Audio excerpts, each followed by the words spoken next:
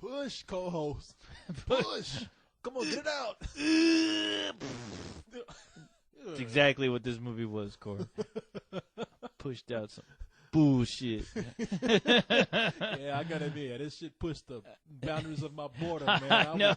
Man, we got a movie now. Now, how can you mess this up? Right. We got a movie about a group of young telepaths.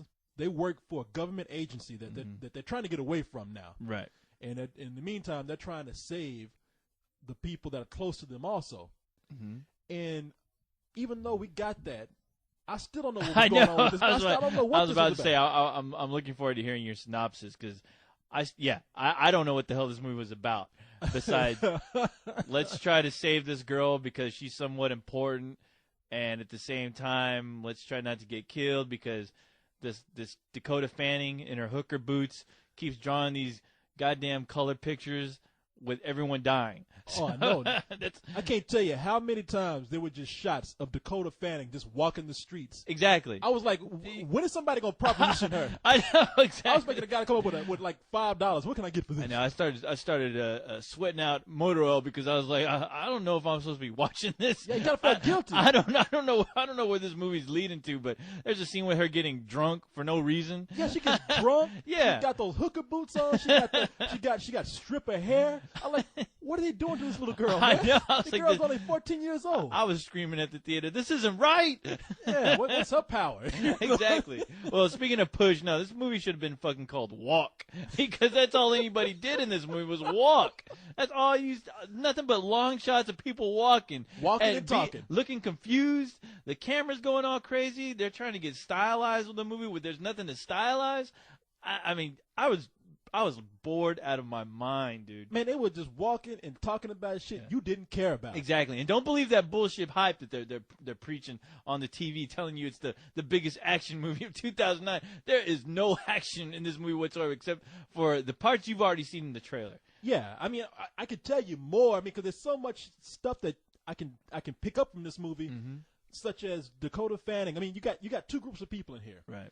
You have the watchers who can predict the future, and you have the pushers who are like they have they got the Jedi force power going on. Yeah, they got the Jedi mind tricks and force powers going on. And they can pretty man. I don't even know what they call it. It's just they got telekinesis. Yeah. I mean, don't try to change this shit around. I mean, that's all. It's like like Carrie. It's bullshit. Yeah, you pick up shit with your mind and you throw it across the room. I thought of this as more of a poor man's Heroes. I mean, it seemed like a really bad episode of Heroes, to be honest. Yeah. A lot of stuff that you hear going on, but you don't really see a lot of it. It's just a lot of exposition. Like I said, Dakota Fanning's character is like, this is the part where we die. This is the part where we die. And they never die, and you're like, okay, that's already getting old. Well, that's what she's talking about. I've lost the tension, and the scene is lost because obviously this movie has to continue, even though I'd rather just stop. I was hoping that they would die at some point because I'm like, let's just get this shit over with, please. That's the thing, man. Dakota Fanning's talking about she's got to save her mother. We don't even know. Yeah, I have no clue. Yeah, I have no clue why. What's the reason? Chris Evans plays a guy who uses his who has telekinetic abilities. He's talking about how his dad was killed. Now, granted, we walked in a little bit late, we so did. maybe we missed an outstanding 10 minutes of this movie that exactly that would have made the rest of the movie make sense. But no, it didn't, because you know what? You still have to keep people up to date as far as what's going on, what's the motivation, and even when there are scenes where people are confronting each other.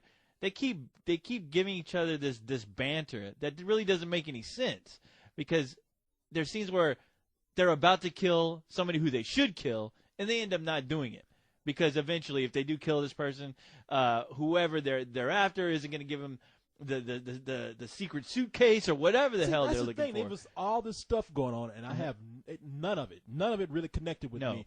I've never seen a movie like this where there's so much shit happening, and yet nothing's going on at all. Nothing's going on, exactly. This is directed by this guy named Paul McGuigan. I'm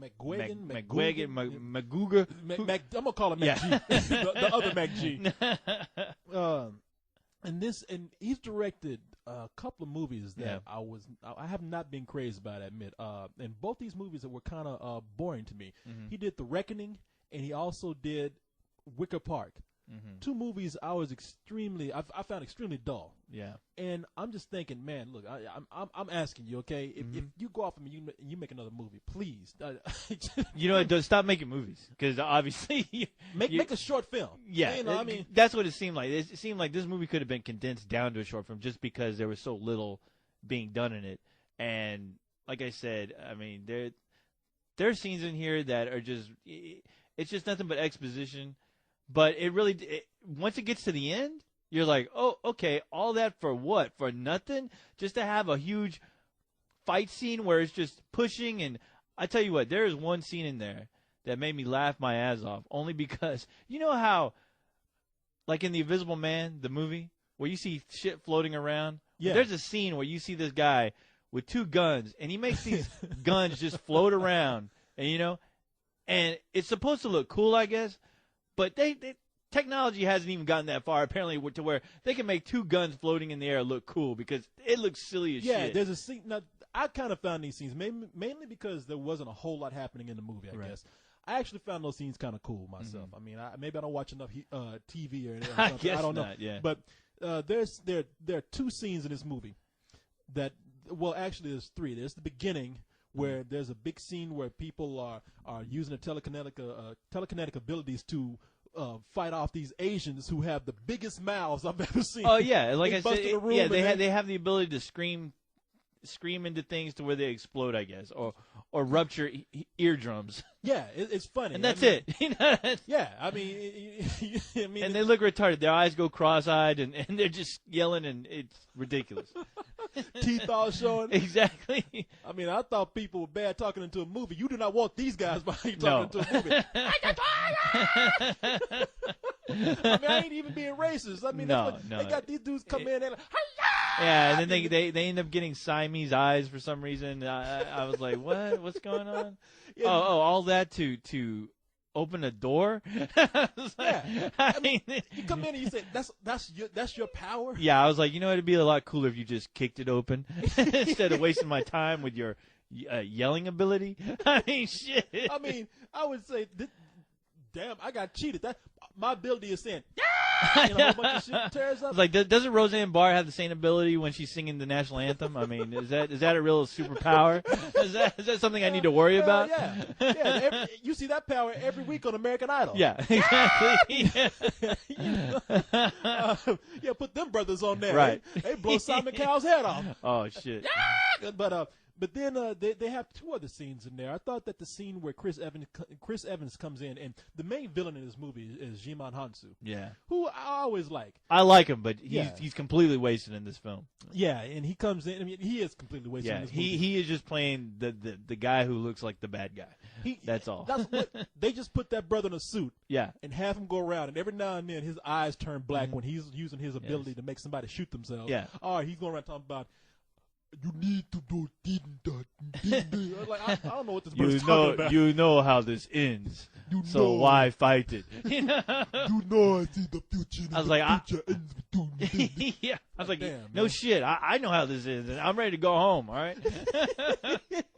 You know how it could end is you go get some speech lessons. Right. Yeah, you got the ability to control people's minds, but your ass can't talk walking around here. But there's a scene where Chris Evans comes in, and he has a confrontation with him. And the whole thing, I mean, yeah, it looks kind of cheesy, but the whole thing of them having a shootout where nobody actually holds a gun. Yeah. They just use their minds to shoot at each other.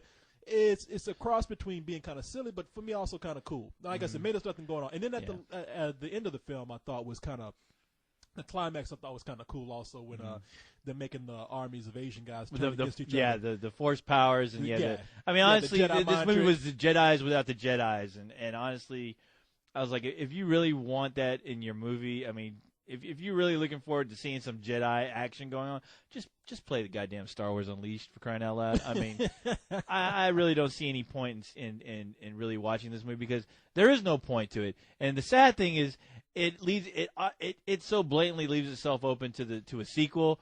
You're just like, after the end of it, you're like, you know what?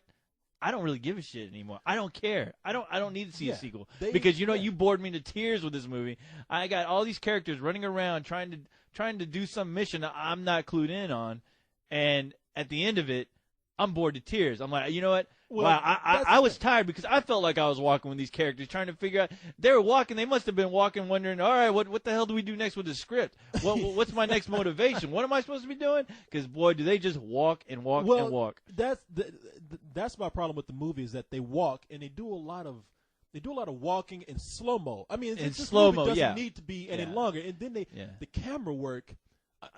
That's what I was going to say about Yeah. this director. Hey man, buy yourself a Steadicam.